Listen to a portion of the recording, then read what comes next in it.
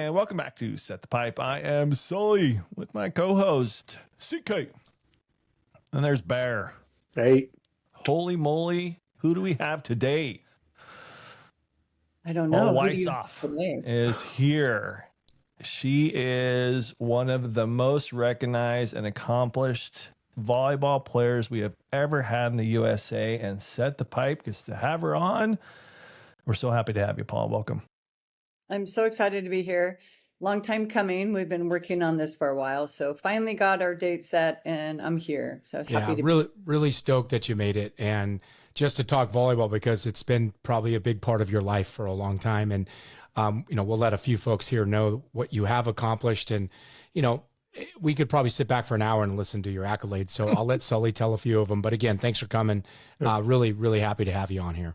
Great seeing you, Paula. Thank you. Yeah, just kind of sit back, relax a little bit, and kind of enjoy sometimes, because a lot of our guests don't get to enjoy hearing what they've done. And I know you've done it, but our audience have So kind of just sit back and appreciate everything. But like I said, Paula Weishoff is recognized as one of the most accomplished and influential figures in American volleyball. And the playing career spans with coaching and international accolades as well. She went to USC, and in 1980, helping the team win the NCAA championship, and they had a 48-4 record. Named the Outstanding Collegiate Player of the Year in 1980 as well. She went on to do some international career with the women's national team in 1981, and then she is a three-time, not first team All-American there, Coley, three-time Olympian. Olympian. Wow. Competed in 84, 92, and 96 Olympic Games. In 1984 in LA, she was the youngest on the team, and she won the silver medal with that team, named Team USA MVP, and later recognized as a USOC Female Volleyball Athlete of the Year. In Barcelona in 1992, she was a key player in winning the bronze, named Tournament MVP and USA Team MVP, tallying 96 kills and 9 blocks in 6 matches. 1996 in Atlanta, her third and last one, served as a veteran super sub, providing leadership and ball control off the bench.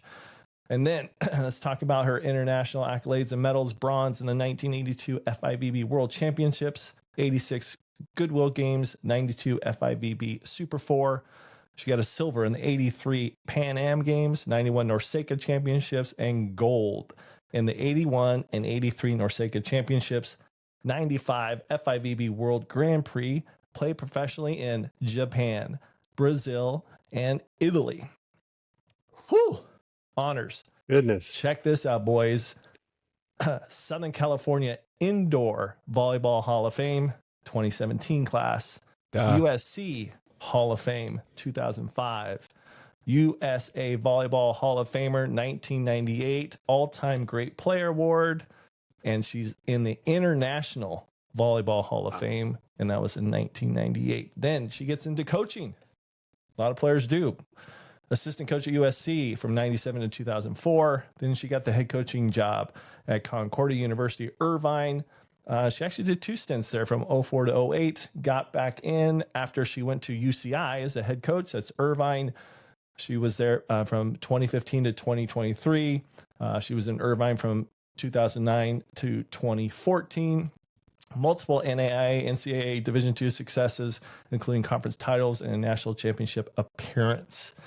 National team coach and served as assistant coach in the USA women's national team, helping the squad win a silver medal at the 2012 London Olympics. Paula Weishoff, that is a mouthful. Goodness. That's incredible. Wow. I think you need to do my resume for me. I cut some things out. It's amazing.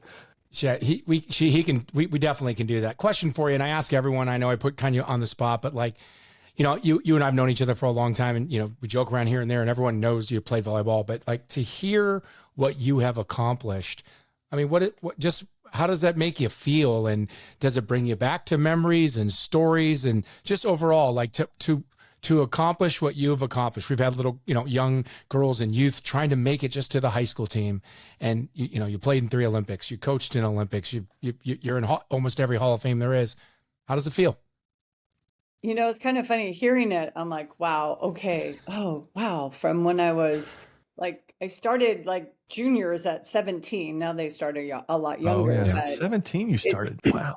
17. So we Wow. started a little bit later back Yeah. then. It's just, you know, I love volleyball. That's, you know, people have asked me this. I have a passion. And so just always giving back was, you know, what I did. So I played, then I coached, and then I got other opportunities. And I would say I was also lucky too, in that I was in the right spot at the right time. And, you know, I just love giving back. Yeah, you were kind of good though. Yeah, I mean that You know, helps like, a little bit, right? we Like, just all a little give bit. back, but you were kind of good. You know what I mean? That was Well, amazing career.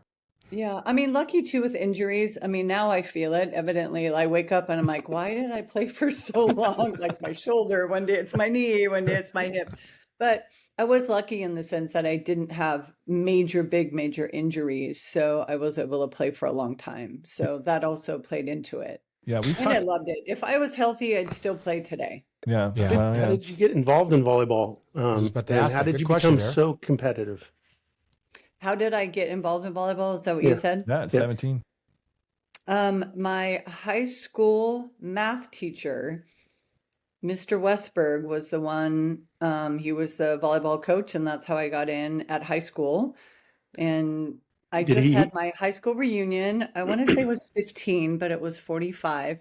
And I saw We feel Mindy, you. my Yep. favorite volleyball companion, and then my other friend that we played soccer with. It was just super, it was just an amazing moment to be there. And just West High School. And so I went to school, West High School in Torrance, and just that whole group. Like, I don't know other people's high school reunions, how they are, but this group was just really special. So it's a long time in coming, this volleyball. So I started there with Dave Westberg, and we played doubles on a men's net. And I was goofy foot because he Mm. didn't really correct me. Sorry, Dave, if you're watching this. Chuck Irby, after that, I think every day after practice, I had to do reps to fix that. And we did fix it. So It there you did go. take you a long I time. think you It took fixed me it. almost I a mean, season. It took me almost sorry, a Sully, season. I cut you off. Yeah, it took me almost a full season to change my goofy foot. How long did it take you?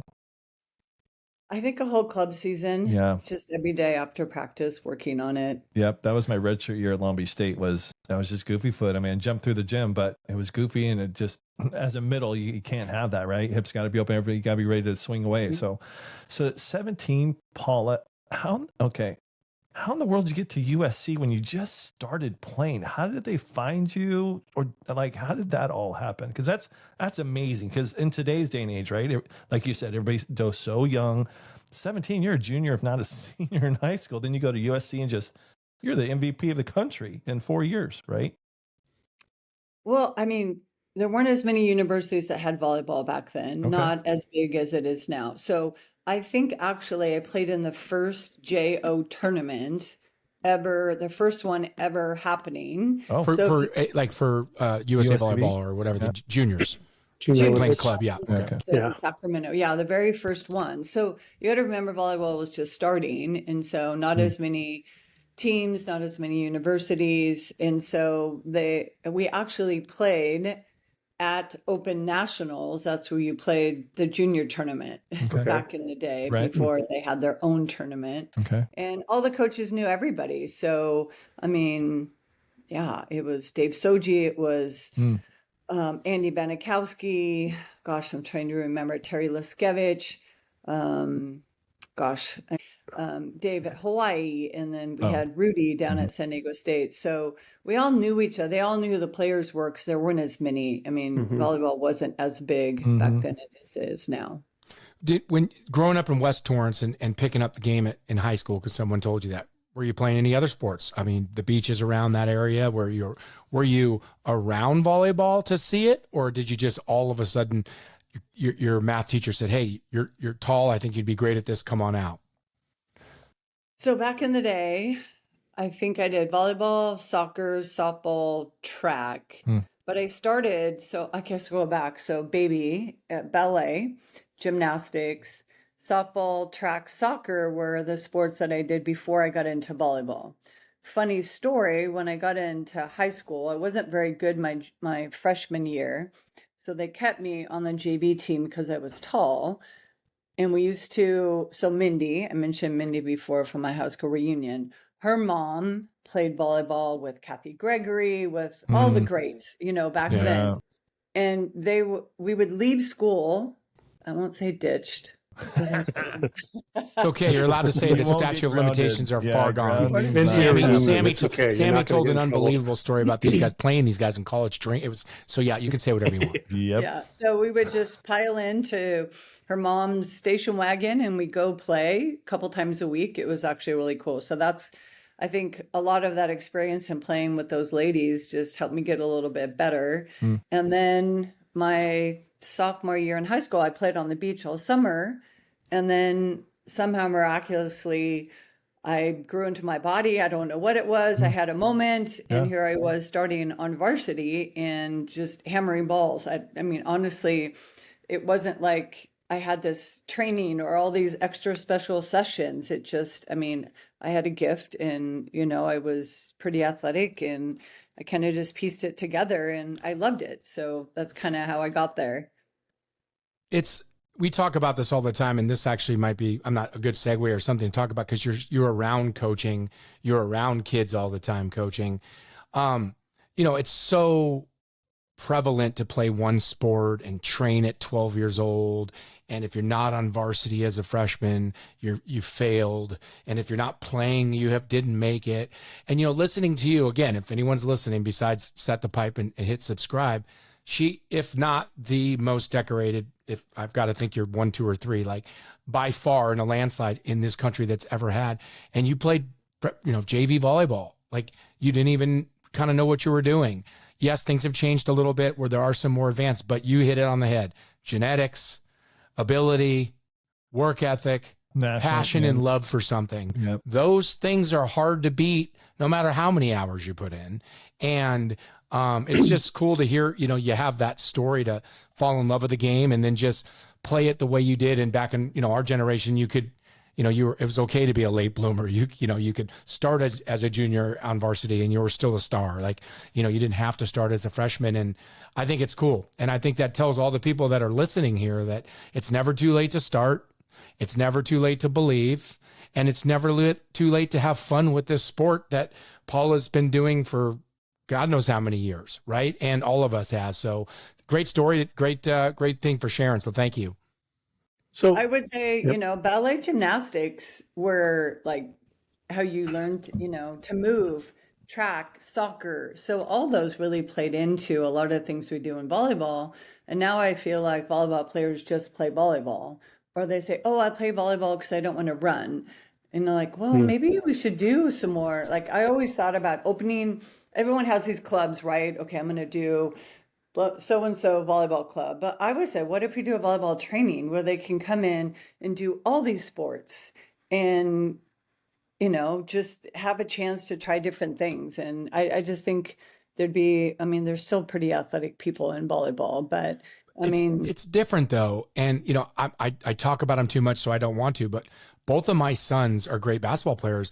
One's a way better athlete. And he knows it. And the other one's still a great athlete, and he's going to go play college basketball next year. He's amazing. But he's not as athletic because he didn't play everything like Jake did. We put Jake into, like you said, I had him do gymnastics. He was doing tennis. He did everything. Braden just grew up the second kid, wanted to be a basketball player, played some flag football, but so he didn't do all of that. And it doesn't mean he's not going to be successful and make it as a basketball player, but he's not the athlete. Sorry, Braden, but not the athlete that his brother is in overall, and which could end up and probably would have helped him where he is now and in the future. So I told him the other day, we're going to go outside before the next year you go to college, and we're going to work on things that you're, like throwing a baseball, for example, like not that he can't throw that, but like those things, like hitting a baseball, like I should have taught him that as a kid, and all kids should do that. All kids should play soccer. All of them should tumble and do somersaults and move your body in so many different ways. So yeah, it's interesting that you said that. And I think more kids and more parents should do that. I think injuries would be less. And I think if you were able to give up the sport a little obviously not if you're a club volleyball player, but like just a little and played something else, your body would rest more and you'd have different kind of training and different form of athleticism that may help you get that extra ball, that may help you get that extra touch to bring it back to your back row, where, you know, just playing volleyball might be not. more athletic. Yeah. I mean, if you think about volleyball is really highly technical. I mean, so softball, you're throwing a softball, you're catching, eye-hand coordination in softball. Soccer, you're learning to turn here and run there and do some different things, cutting here, cutting there. And if using you your think feet, about if you for do sure. those things at a younger age and then you get into volleyball, I've done some volleyball camps and athletes that have never played a sport, it's really difficult for them. I mean, it really is. So with all your accolades and everything and playing different sports, where did your competitiveness come from? You had to be competitive to do so well with your career. Was it a mentor you have? Was it an older sibling, a younger sibling, a teammate? Where did your competitiveness come from? Did you get beat up by your siblings? I had two older brothers. Yeah, okay. I was This is going. always uber competitive. They always say, can you learn it or do you have it? I just had this inner desire to excel at everything I did. And even now I pretend if I play cards or I play a game and I lose, I pretend not to be mad, but I am mad because I'm competitive. I can pretend like I don't care now, but yeah, I still have that. I don't know if it's a gene or if I just had it, but my older brothers, they beat me up a little bit and, Quick question to go back to what you just asked her. Which one I have my answer and I'd like to hear all three of yours. Do you think it's born in you? Do you think you can teach it or train it, that competitiveness? Well, I'm an example. I say I was born with it. And to an extent you can teach it, but they have to want to really want it. Because they have to go over that hump of the ones that are born with it. Because you guys all know that you can have some uber talented individuals in any sport. Volleyball, it doesn't matter. If they don't have that killer instinct, if they just, don't want to go out there and do their best, that talent is just wasted. And then you'll get somebody that's mediocre to mediocre high that has that drive, have him on the court or her on the court every single time. Because that's the one you're going to say, I want to set that person on the outside because they're at least going to take a rip at it, right? And they're going to want to win. And the culture around that person is just going to be so much better. So my humble opinion, born. Bear, what do you think? I started competing a lot when I was a kid, 7, 8 years old. I think I started playing t-ball at 6 or something like that. And there's that saying where it's, is it better to win or is it worse to lose? And everybody's a little different with it, but I always just felt like I should win, and I hated losing. I mean, even at t-ball, it just was horrible. I took it personally, like the other team like rubbed it in or whatever, and it just made me mad. And so I think you're kind of born with that. I mean, not everybody has that, I guess, but I couldn't stand losing. I mean, I love winning, don't get me wrong, but losing just sucks. I think it's more like what Paula said, in my opinion. I think it's a little bit of both. First of all of us are cut from the same cloth, and I'm just going to say that because we all know we have that in us. We've all had that. We grew up in that generation. Our friends, all of us play. A lot of them still coach at the highest level.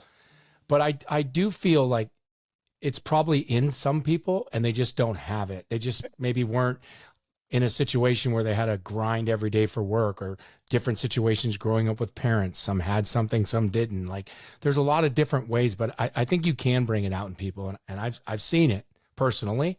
But again, I think you have to have it somewhere deep inside of you, at least some of it, to have that much competitive spirit and that much competitiveness to having losing mean and matter that much to you. It's a unique thing, and that's why not all athletes are where you are. And that's when a good coach comes into play. Good coaches just not yelling at them to try to get something out of them, but the coaches that get it and can reach the core of those kids and those athletes that do have that talent but doesn't have that killer instinct. A certain coach, you guys know that. I mean, Paula, you just mentioned your school teacher. And was it math? Was he a math teacher? He was my math teacher. Yeah. Math. He still algebra. She still remembers him. still remembers. I mean, so that just left an impact. But yeah, I think you can bring it out of, but it's got to be that special coach or coaches that get it and that can really just get to the soul of that person and bring it out of them. So coaching, you do that now. What are you doing exactly right now in coaching? And what is your philosophy on how you've coached by bringing what you've done to the table? I'm curious. I'm going to go back to Bear's comment because I think it's really true. I hated losing more than the winning. And one time I said that. I was around one of my coaches and I said, I hate losing. And he goes, you should really love winning. And I looked at him and I said, sorry, I hate losing more. So anyways, back to your question. Sorry, Coley, go ahead. No, it's okay. No, and it's Paula. true though, but we all do. I mean, I can't stand it. I mean, winning is so special, but losing's awful. And it's hard to live with. And, I still remember things forever. I was just asking you about coach and what you're doing today and what philosophy of all the things you've done by playing and traveling have you brought to your coaching style? So I'm currently coaching with Houston professional volleyball team. I'm assistant coaching there. So we're 6 months in Houston and I'm 6 months at home. Okay. So that's actually really nice. I love the professional lifestyle. Coaching philosophy. I think I just learned. So I learned from Terry. I learned from Ari. I learned from every coach, from Hugh McCutcheon, from even Chuck Irby, that had some different ways of teaching us. So I just incorporated everything into my coaching philosophy. And every year it's changed. And then I forget who it was. It was Jimmy Mack at Washington. And I went up and watched his practice. And I had opportunities to go. He invited me and then encouraged me to write a book, a skills and technique book. And I'm like, oh, I never really thought about, I just teach it, we go and we're doing this and it really makes you think. I would recommend it for every coach, really sit down and then writing your practice on a whiteboard. I know it sounds silly, but for me, if I walk into a practice and wing it, I'm not that comfortable. Like I want to have a plan, whether or not I do it all or we change or something, that takes structure. Drill isn't working, we change it. But for me, I have to have structure too. And I just take everything from everybody. And it could be a high school coach. It could be a club coach. It could be, the national team coach. And I just put it all together. I just worked with Susie Fritz. So I'm helping the A2 USA team. We didn't go to Mexico because it was a little dangerous. Yeah. Right. And I'll have another chance to go to Norseca. But I love Susie. She's highly organized.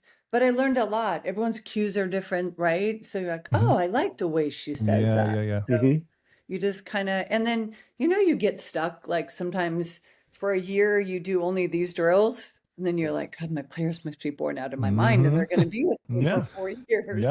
Yeah. So going to clinics, watching people, just learning, always learning. Yep. I think that's super important, knowing your resume as a player, to be able to say, okay, this is what I did as a player, but as a coach, I've got to explain it. I've got to be organized to put the drills together. It's totally different. So were you a little bit of that's going to sound weird, but were you a fish out of water when it come down to coaching, or was it natural for you? I mean, knowing you still had to learn and still get mentored, and that's everything that we've all done, right? It's be humble, and so you can learn different pieces and make it your own. But I mean, was you a little bit of fish out of water? Was it natural?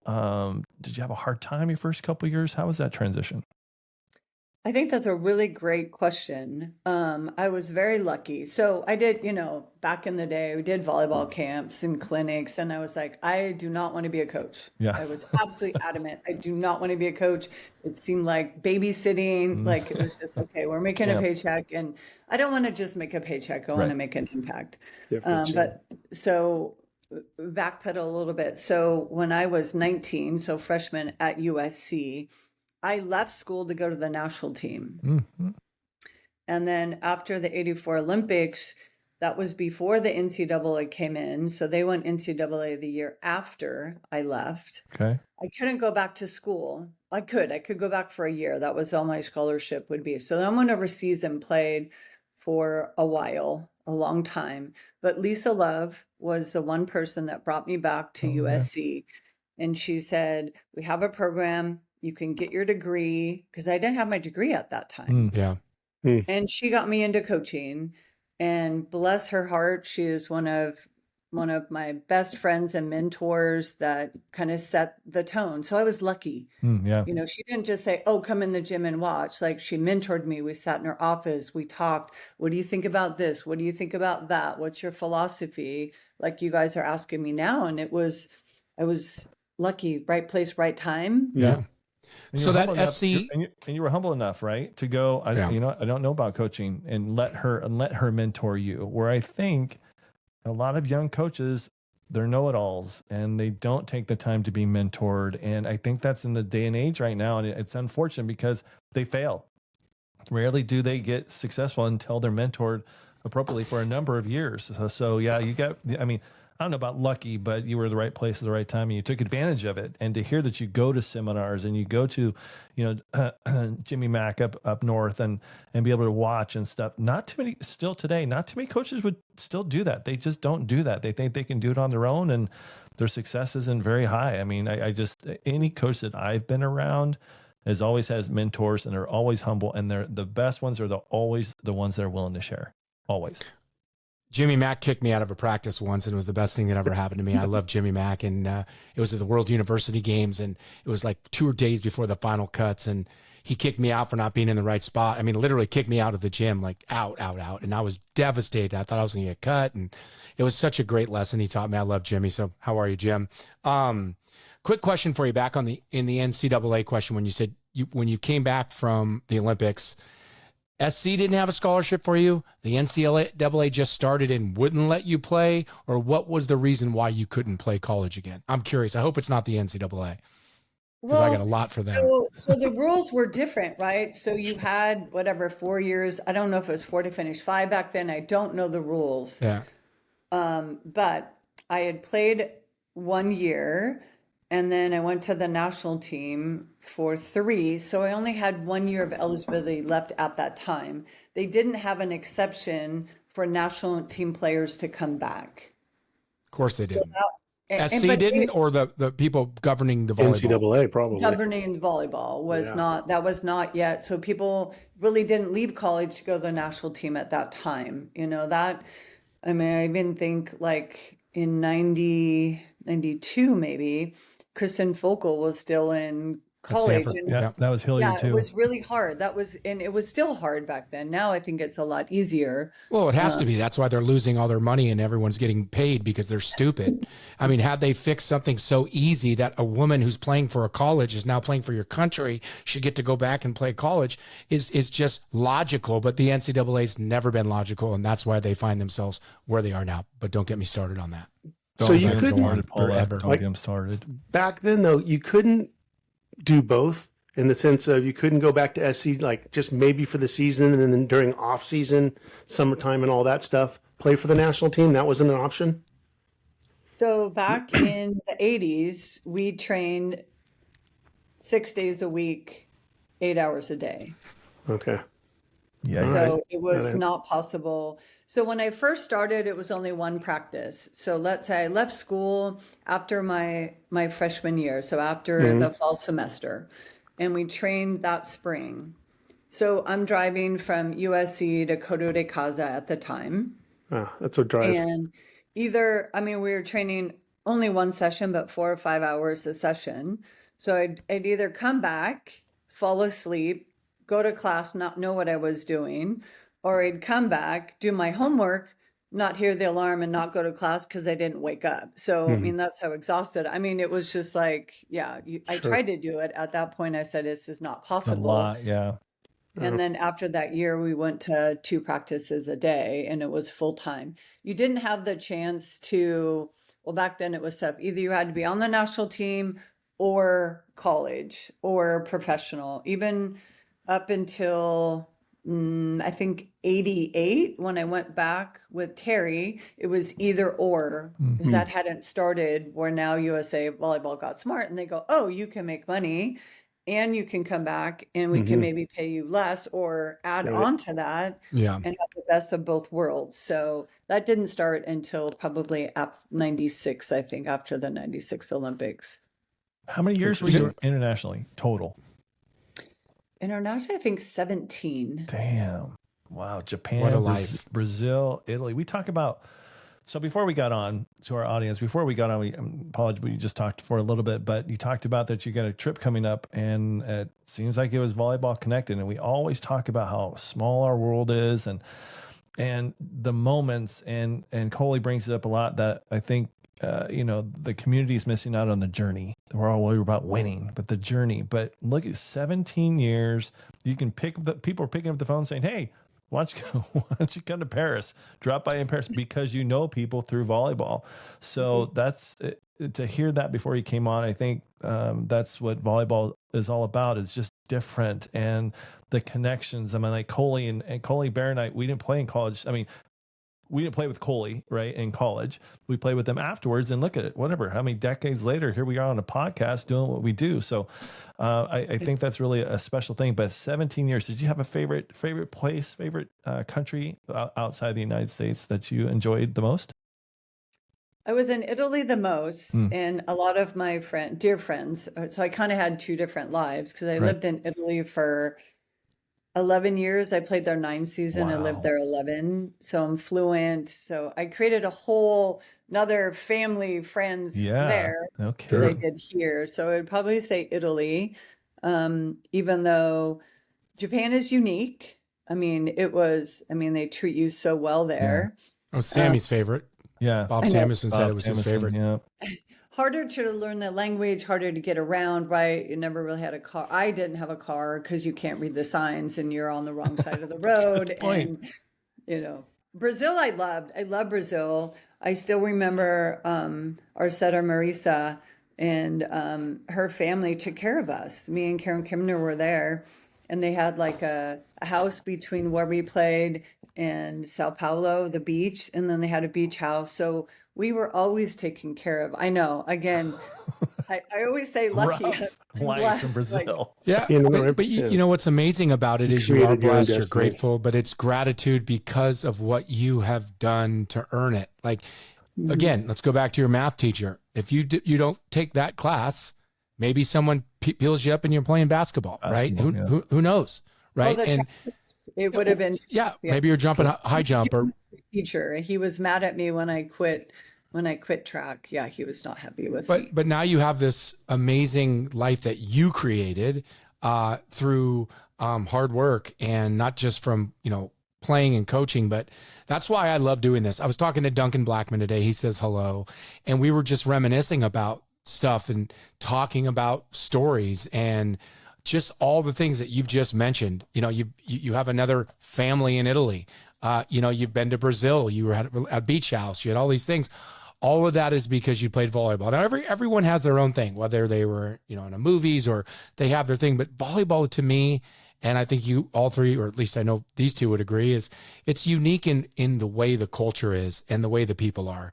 And I just think everyone is so great. Not saying that everyone isn't everywhere else, but when you go to these other countries and you go to other parts of this country and you talk volleyball, people light up and people want to just listen and talk and be around it. And it's awesome. And I think you could probably tell a million stories. Give us one crazy story of playing back in your 17 years, tournament, an event, a week, a year. Just give us something. Because we know there's stories within the stories. Yeah. Well, my favorite story was senior year going into college, and I played in a Hermosa Open with none other than Kathy Gregory. Wow. Okay, the legend. The legend. And hearing her banter on my side for once, I was just like, yes, this is awesome. Like being down 14 to 8 or 9 and coming back just because, yes, we played volleyball, played pretty well, but just her talking them out of it was so funny. It was just one of my favorites. Smack as far as Kathy Gregory. Love it. Oh my gosh. Yeah. That's awesome. Do you have a story though, like maybe that the bus broke down or you got in late or you're going to miss a match or the food was horrible, somebody got sick or anything like that? I'm sure with all the traveling and playing that you've done, you got to have something like that as well. Or did I put you on the spot?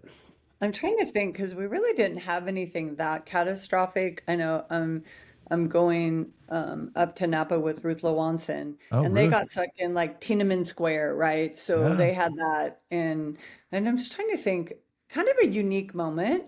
So before kind of when the Cold War was going on, we went to East Germany and we went to Russia, and so we got to go through Checkpoint Charlie. I don't know if Wow. you ever heard of Yeah, I've this. been Of there. course. After Like it was you're checked. scared to death. You're Yeah, like I going bet. through and all these machine guns and all these like police officers, and you get in and they have like the mirror underneath. They're like checking your train Oh, as you yeah. get in, and that was pretty scary. And then I did have another. So we were going. Where were we going? So we had come from Japan.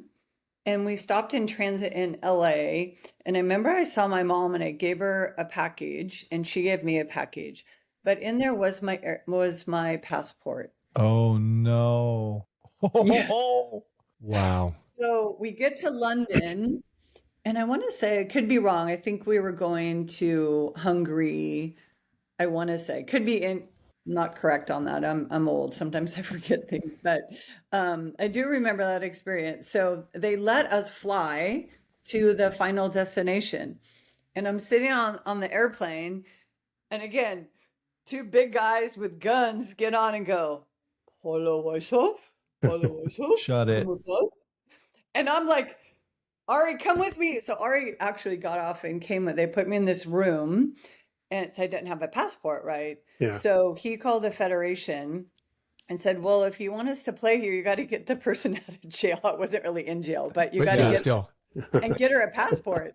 And it happened. So that was kind of Oh, another wow, that's cool. scary- That's awesome. I mean, see, Yeah. that would freak a lot of people out in today's world. Obviously, traveling Yeah. today's way different, but like, I mean, Checkpoint Charlie's amazing. Like you're getting, they have like mirrors under, like, I'm scared, I'm sweating thinking about that back growing up when we grew up. And then to have that, like actually not have a passport and have it work out because you were who you were and they needed you there. And the USA said this, the country said this, and sure enough, you're flying to Hungary and playing volleyball. Incredible. Yeah, crazy small world. You mentioned Ruth Lewanson. So my sister Kathy and her played together at Fresno State. Kathy was the setter there for 4 years. So again, just crazy small world that we have. Ruth Lewanson, one of the stud athletes for sure that's ever come in. She was around the area that when I was raised, so I got to see her in high school as well. Great basketball player. But yeah, that's crazy. My sister and Ruth were teammates at Fresno She's State. hysterical. Yeah, One of she's the a good funniest person. people I know. She is. Yeah. So I'm like, my trip to Mexico got canceled. And she goes, I'm finishing on my camps. I'm exhausted. I go, let's go on a trip right now. Wine country. Let's go. So Awesome. So you literally Yeah. just saw her? No, No, they're going. leave- She's going. Oh, I leave Sunday. I with leave Sunday. and you're going to meet her with Ruth. That's crazy. Yeah. Yeah. Just mentioned Yeah. Sully or Kathy Sullivan, and yeah, her brother just did a podcast with. I'd love to have Ruth on it because I know she was coaching at Nevada for a while and then got out of coaching. So she'd be a good story too, guys, to get Ruth on here. She's a good person, a really good person. I have two questions for you. One's probably going to be a minute, and the next one's a very open-ended, long question for where you are today. How was it being? Being, coming from, like you said, West Torrance, you start to play volleyball, you go to USC, you leave USC. How was it for a young woman who's 19 years old or 20 to put on that USA jersey for the first time? How you went to 3 Olympics. I'm sure we could probably talk about each and every one of them. You won 2 medals, but how was it to actually put your jersey on for the first time? Terrifying. No, in the sense that, it was with Ari. My first trip was in Germany. Again, I was very lucky. Terry Place was on that team that went. She took me under her wing, helped me out, but just like proud to have it on, but then going, wow, I'm representing USA. Like that, with all these, there was 80 team was kind of leaving somewhere there. They were the legends, Debbie Green, Sue Woodstra. And I was coming in as this little baby, So yeah, that was, but it was always a good terrified, not like a terrified, but it was surreal. Like you've used that word before. It was just like, wow, like here I am. How did I get here? Like, oh my gosh. And then was it appreciation the next 2? As you're getting older, you're putting a ton of time into this national team, and that third one, did you know it was going to be your last one? And then how did that feel knowing that potentially it was your last one? No, it was so Terry Liskevich, so kind of backpedal, 1992. So when I left in 88, it was, well, if you leave, you're never coming back. Okay. You know, that was kind of the policy, right? So I chose to go back to Italy. Gio and Terry called me and said, hey, would you like to come back? And I said, yes, but I have a contract. So for that Olympics, I did 2 weeks in Italy, 2 weeks training, 2 weeks in Italy, 2 weeks training. Oh, frequent flyer And miles. Terry at some point goes, how did you do it? I go, when the alarm went off, I put my feet on the ground and I stood up. Otherwise, I never would have gotten out of bed. Yeah. And we did Nice. that. Okay. Discipline. Wow. So then fast forward, I thought I was done. Ari had asked if I would go to Japan. And I'm in Italy thinking I'm done, going, okay, what am I going to do with my life? Volleyball has been my whole life. And I go, Ari, I can barely walk. You want me to come to Japan? So went to Japan. I said, Of course okay, you I can't do twice a day. Yeah. I can do one practice. And so me and Karen Kimner went there and we won. We had a really good season. So then the USA team, Terry and Gio were talking to me and they said, what do you think about coming back as a role player? Right. Not as a starter. And I'm like, I'm still going to kick the A-side's ass. Yeah. Love For sure. it. Yes. That's every a great day in attitude. practice. That is a great attitude. Better, right? But hey, I get to go to another Olympics where I thought it was at the end, Right. and then I got the opportunity to go again. So I was like, okay, let's do this. But the good lesson is when I talk to my players as a coach, I can go, you guys, I was a starter and a sub, so I get it. Yeah. And I think what's the term that Karch uses now? You're what does Karch use? You're not a sub, you're a game changer. And I love how we changed that to say you're a game changer. And it's true. You either change the game in a good way or a bad way. Bad way. Yeah. You are a game Change the game. changer. But I liked his philosophy on how we use that term a lot. But it is a tough spot. I mean, being a sub is not easy. No. I mean, Well, that's As empathy, right? It You have is empathy. And having that as a player and as a coach being on a team, but we say this all the time. All four of us, we chose team sports. We didn't choose track where you're by yourself and it's you and the bar that you got to jump over, or tennis. We chose team sports, and sometimes you're the star and sometimes you're not. You were the star for a lot of your career, and sometimes you weren't, but you were able to. I wanted to mention this before when you talked about, Sully talked about how great it is that you go to these camps and clinics and listen and been mentored, because we talk about mentors so much. I have to think that's how you were as an athlete. Like, athletes don't get to be the pinnacle without wanting to learn, want to be a sponge, want to ask questions, want to be coached, want to be pushed, all of that stuff. So I just wanted to mention that. I'm sure that's how you were as a player with regards to that. But it's cool that you have that perspective, because everyone needs it. And, it was, humble as a parent, watching your kid sit, watching your kid play. You got to learn to understand it. And I'm going to use that. I like that, not a sub. I like game changer. Perfect. Here's the long question. And, this might take the rest of our time. You played in the 80s. You've coached in the 90s and played in the 90s. And now we're in 2025. What's the biggest change the game has had at the women's level? Forget the men's. Let's talk about that. And what do you like about the game today compared to it did when you first started? Or don't like. I think this is a very unique question in the sense that, and you'll kind of follow me as I go along. So and I was just talking to Susie about this and the coaching staff. So I'll get back to that. But I do like the influence that men's volleyball also has on the women's game, because they're trying new things. We're setting tighter. We're doing a lot of the pushes, the shoves, the Bix out of the back row, Bix, or should be the pipe, but we're No longer going to the go ahead and pipe. say it's the Right. big. Sorry. But yeah. And then, we're doing a fade, or we're doing, I forget what they're A called pop. now. They call it a pop. Yeah, the pop. fade, But gaps. if you go Yep. back to the 80s, if you look at what Ari Salinger put in place, we were doing all that in the 80s. But remember, we trained 8 hours a day, and now people are only training 4 hours a day. So we had like an A1 series that was A1 trick, A1 option, A1 whatever.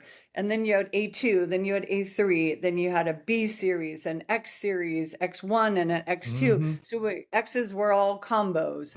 One were all like jump here, fake there. Others were like fade away. Like, so I love that all of this is coming back to the game, because I think for a while it was just one go red bic. I mean, that was kind of right. And the game got really physical, but now it's kind of fun. And I like the fact that they can add all these things back in. I think it's really cool that all that is happening and the game is changing in that sense. I thought it was strange because I went to school with Tara Cross Battle, right? And so you see her and how dominant she was. And all I can think about, she's in the back row. She can play defense. She can set her the pipe like all the time. And they didn't. It just wasn't a thing back then. But they sure did have the athletes to do so. So you're right. I appreciate actually you saying that, the men's are doing these things and the women's are kind of following it, because we say it time and time again. That NCAA tournament this past year was so much fun to watch. It was so dynamic. The defense and the banks from the back row and all the different combinations that were going on. We're like, okay, this is a very good sport to view right now. It was so much fun. But continue with answering Coley's questions. Because I think Flo and Rita did hit out of the back row. We were one of the Flo first probably ones to did. do She was it. so long. Yeah. And then, but was it quick though? The speed of the game to me, like watching men's game, is so it's so fast. The game, watching it today, go like, holy crap! Like the well, we called them huts and goes, but they're pretty much threes now, like all the way to the pin and back to the pin, and it's so fast. Were you running it as fast as that back then? Like with Ari running those different plays and different actions, was it quick or was it a little bit of a slower pace? I think a little bit slower as far as kind of the pins, but a lot more combos. But the middles were zero tempo, so we were zero tempo at that time. I mean, China was the first one that introduced the slide, and then we started doing the slide. But it's kind of funny today because people go, "Oh, you were a middle, you can't pass." And I'm like, "Well, I can," because they have no idea that back then middles played all the way around. They didn't come out. There was no libero. Right. The reason I played for 17 years was because I could pass. Sure. It was the middle, then I went to the right side. So Terry created an offense around me in the 92 Olympics. I literally passed in the middle of the court and hit slides. Wow. And Laura, that was back when the setter came all the way back in rotation. Right. Row two. Yeah. So it's just very different now, where middles are middles and they don't play in the back row. They don't learn any skill. Right sides don't pass. It's just outsides, but still our outsides at the club level, you have all the DS liberos, so they're not learning that skill. And it's a skill that kept me going for 17 years. I went to right side, then I went to the outside, and I could play any position and be on the court. I could play. Are we missing the boat? Not teaching that? It's time in the future. Right? Like, it's time. I think club people should, but they're more about winning, and they got to have wins to get the best players to come to them. And there's been a couple clubs that have tried to do it, or a couple coaches that have tried to teach everybody to play all the way around. But at the end of the day, they don't have enough time. Like, you're only practicing 2 hours a day, right? Yeah. It's a shame, because Knight talked about it. He came on. Thanks again, Al. The night after they won the national championship on a Monday night, and then on Tuesday night, he's with us on Set the Pipe. And the thing that struck me the most about it all is, like, we already said this about ourselves. Like, I consider myself an athlete that played volleyball. I do now, but I didn't consider myself a volleyball player. And that's what I love listening to Alan's story that night about a lot of his players. He had guys that were middles that ended up playing right. He had, and you don't see that anymore. And they were able to do it because his players were multifaceted in the game of volleyball. They were volleyball players. They weren't a middle. They weren't a right. So I'm wondering, with all the big guys that play middle today, the 7-footers, the 6'10ers, the 6'8 pins that don't pass, maybe the right side guys, and women as well, if they're doing that early and learning that, now you have another weapon. You have another weapon out of the back row. You have another weapon that you could use if there's an injury and your third string outside hitter, that's a walk on, even though they don't do those anymore, but you know what I mean, is okay. But your star middle is one of the best athletes you've ever had. But if they don't know how to hit on the right, then they can't do that. And so that's why I was asking. I feel, and I see this in hoops too, but I think we're too specialized. I think we're way too in the box. I wish we would open it up a little. I know we need to stay in the box a little bit because it's just the world we live in and everyone's focusing on their sport. But I think being a little bit more well-rounded would help the volleyball community excel even more. That's just my opinion. But I was curious what, if when I said missing the boat, I think if we can change that, how do we change that from the top down? Do we stop playing as many tournaments? How do you think that changes? To train more, have fun more, teach more, learn more not play as much until you're in college. I don't know. Club's a big business. You'd have to ask them. I think they're money making, so it's hard for them to make that choice. And I'm going to say it on here, and I've always said this. I think one coach took my idea and did it one time. It's big girl in the middle camp, and you just take middles and right sides. Anybody that doesn't pass, and you're going to come to this camp, and you're going to do ball control. And I mean, I don't know if it's enough reps to do it. Guys included, like Bear, you, me, Alan, let's get this going. Let's do it. It's unlimited. I love it. I love it. You know, a lot of my practices.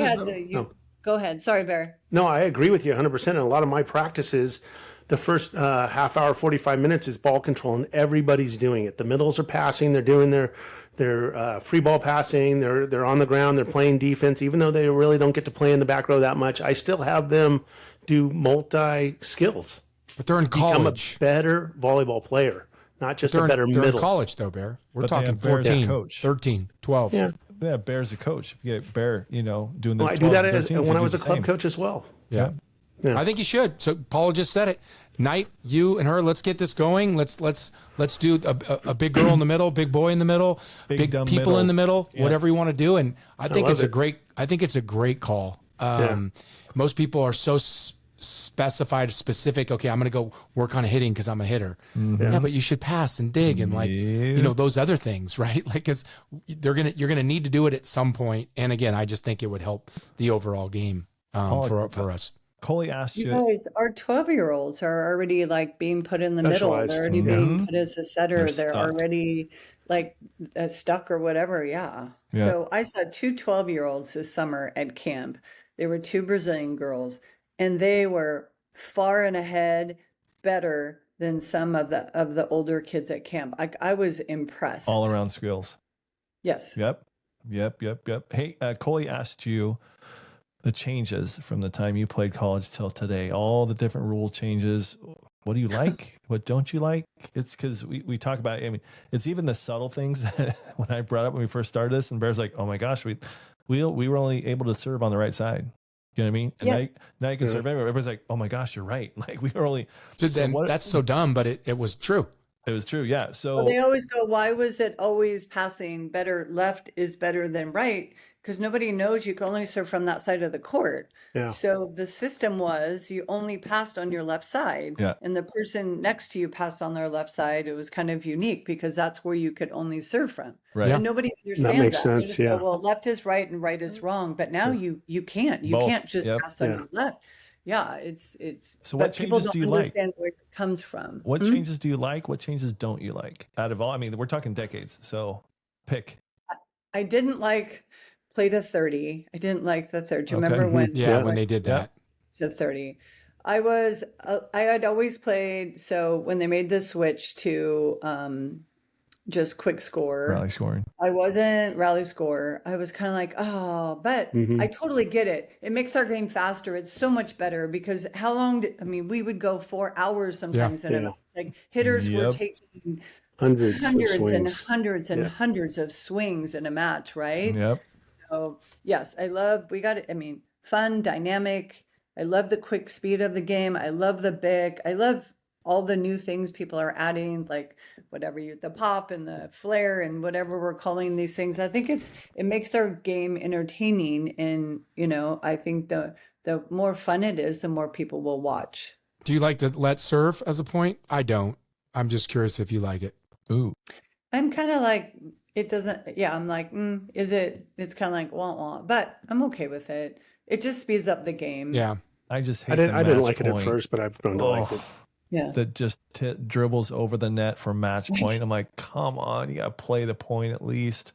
But I think it know would. the difference. Let's go to the double. So that might be one where I was like, well, a setter needs to be able to set. Like that is their Specialty. specialty, Yep. right? So now that they can throw it, maybe, Yeah. okay, a middle and left back that doesn't have much ball control now, I totally get it. Like, okay. I don't like the double contact, or there is no double contact anymore. I don't like that. I know. I understand why, though. I mean, it's the speed of the game, and if I'm an outside hitter and the setter's throwing it or setting it with no spin, if I'm coming from the left back, or he's coming from the right back, setting it way across the net, it doesn't benefit me one way or the other. The ball's up in the air, and I got to hit it. So whether you throw it, whether you set it just gorgeous, I see why they got it out of the way, and it makes it faster, and it's easier to say, like you said, the middle. I just think it takes the skill away a little bit that I don't like. And I also go back to the serve. I understand why, especially the men, just throw that thing up and hit it as hard as they can. Because if you miss it, it doesn't matter. Yeah, it goes because all the it's way a back. side out. Mm-hmm. If you took the net serve away, they would tone it down a little bit, because now that's even more of an error. So that's going to increase their errors exponentially from hitting the net and rolling over. So it'll create a little bit more skill set of the serve, and maybe not as many missed serves. Still going to be missed serves. People are still going to take raps at it, and they should, but I think it would bring it a little bit more skill set, just like the throws. Like doubles are okay, throws to some extent, but like it's gotten so overboard to me. But again, it's the game, so I got to learn to love it. Well, yeah, I heard maybe they might change because everyone's doing these throws now and they're scoring. They might take the open hand tip out. And so what are we going to do now? We're going to do the beach pokey. I don't know.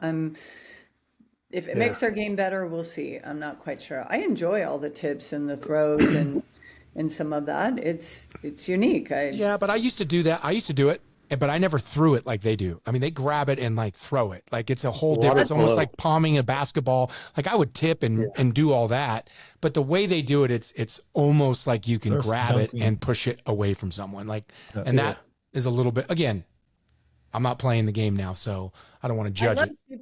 There's a fine art to tipping, right? You're hitting, you're tipping, you go fast. I mean, that was always, I love that strategy. I always say it's like backgammon, and people look at me and go, what's backgammon? It's a great game. I love that game. That's I'm like, okay, it's like chess. I don't know. It's like checkers, right? There's a strategy behind. What's A backgammon? strategic tip is good, Yeah. That's funny. It's a Hey, so with on my all phone. the Can I play it on my people phone? you've played with, you mentioned Kathy Gregory earlier, how you had a blast playing on the beach with her and everything. Can you give us maybe a couple of your favorite teammates you had? Was she your favorite teammate ever, or has there been other athletes you played with, other volleyball players that you would consider just having a blast for with, whatever or reason, just learning a right? lot? For whatever reason. I know I'm going to get myself in trouble here if I leave out one of I my don't mean friends. to put you on the spot. I mean, I Rita kinda do, though. Crockett's one of my best friends, and I think, and Debbie Green, we're still really close, and it was just fun. Jeannie Beaupre, Jeannie Reeves now, love playing with her. I remember we had to cut her hair really short, and so we were George and Martha because we look, with the little, almost like the wigs they used to wear. So Yeah. we had to wear our hair a certain way. Just those are kind of the people you remember. And then, gosh, I love playing with Kemner. She's just so intense. She was a I love hammer, that. man. Yeah, She was an anomaly back then. She was just a I beast. know. That was a beast I mean, before the people knew what a Odins were beast fun was. to play with. Oh, Mhm. Yeah. Lori Endicott was fun to play with. I mean, honestly, like there weren't too many people I really didn't enjoy playing with. And then over in Italy, I mean, Sabrina is one that's still my favorite people of all time. We played together. But so many people, as you said, I travel everywhere to see my friends because I live in Irvine, but the people I met in Italy, she's in Peru and she's over here and they're coaching now in Greece. So it's fun I love to travel. I mean, I was terrified of it when I was 19, but I actually love to travel and go visit people, and it's kind of like the world is so small now, right? With this, we didn't have this No. back Yeah. in the day, right? No. We didn't, Yeah. we couldn't like in Russia go, Mom, I'm like homesick, and Right. you had to write a letter. Yeah. And he gets there send it 5 in days the later. mail. Yep. Yeah. Yeah. That's I don't crazy. think most of these kids have any idea of the way you did it back in the 80s. And for a Without lot, the from internet. everything, from 8-hour practices to having to sit in a jail cell because you didn't have a passport and being ushered in, like that just wouldn't happen today. Like things like that, you know, are such a cool part of your story and your history and just the history of volleyball too. We've had, you know, Marv Dunphy on here, Al Skates on here, and just to hear their stories talk about back when they were doing it, you know, coaching and all those things. And, you know, hearing your stories and what you've accomplished, and some of the women you just mentioned are, you know, Mount Rushmores of this country and Olympians and medalists. And, you know, Jeannie, I told Mooney, you know, she's on her text chain with the UCLA women and, you know, loving the way they live their life and get after it. And we need to get Jeannie on here sometime soon. But it's great. I'm so happy you came on to share your story because, and I know you should come on here again because there's probably a million stories we didn't even talk about. Yeah. No, Yeah. for sure. So you mentioned it too. Tara Cross Battle Oh, is yeah. just a love. Wonderful. You know, like there's so many people that I've played with that are still to this day just, you know, my favorites to be around and play Yeah, with. Debbie is one of the sweetest people I've ever met. I think she actually, I tell people till this day and they don't know who she is, but I'm like, that was my mentor of how to set from a coaching perspective.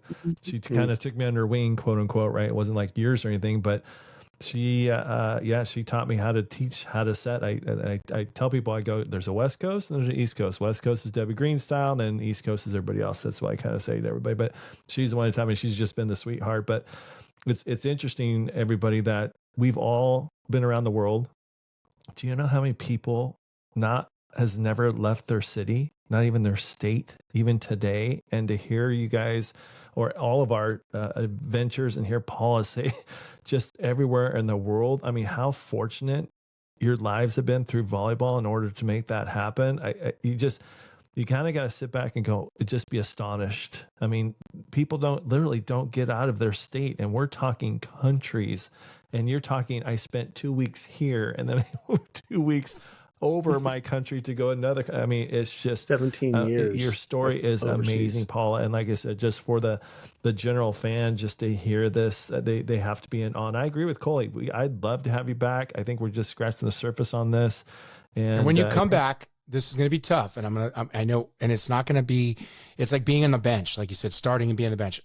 We'd love to hear your all-time 6 USA women's volleyball players, the starting 6. You could be in it, you could be out of it. It's not about who's like that. Yeah. I'd like to hear who, and again, it could be like Debbie Green and it could be, Plummer on the outside from today to then.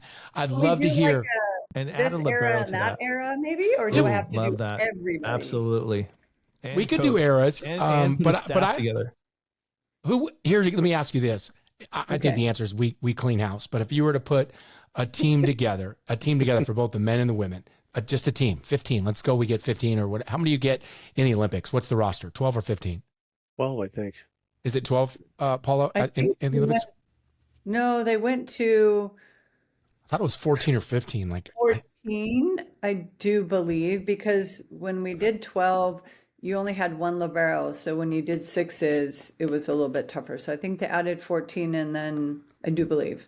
So this might be a little challenge for everyone out listening to the podcast. Is feel free to send us emails or put it on this. Is the best 14 players for the United States for both men and women, and the best 14 from Cuba, from Russia. Who wins?